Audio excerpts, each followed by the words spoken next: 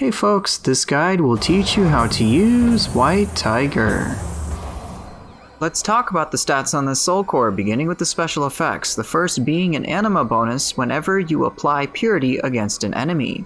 Second, the rate at which you accumulate purity against an enemy scales up. At a max rank of 30, the anima bonus scales up to A+, while the purity accumulation against an enemy scales up to 14.6%. The yokai ability itself is referred to as Immaculate Beam. Transform into the White Tiger and fire a purity-imbued ray of light at enemies before you. The anima cost for this is quite high at 7 anima, while the attunement cost is also on the higher end at 8. As for the animation itself, it is extremely long, and the response time is also significantly delayed.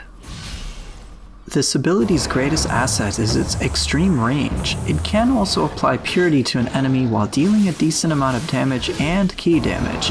I cannot emphasize enough how important it is to use this at range. That's where it shines. The further away you are, the safer you will be, and the more effective this will feel. Avoid using it at close range altogether. This ability has two major weaknesses. If targets are above you, then it will miss entirely. Also, this ability has zero tracking whatsoever. Against humans, this ability is surprisingly effective when they block, but using it for this purpose is largely impractical. As mentioned before, use it at great range so that it won't matter how human enemies respond by either getting hit, attempting to dodge the beams, or even blocking. You can also perform a small ranged zero-key combo which can help provide interesting combat options. I cannot emphasize how important it is to use this at range. In group fights, this becomes much more obvious. At extreme range, it can be a safe way to zap enemies with purity while packing surprising power.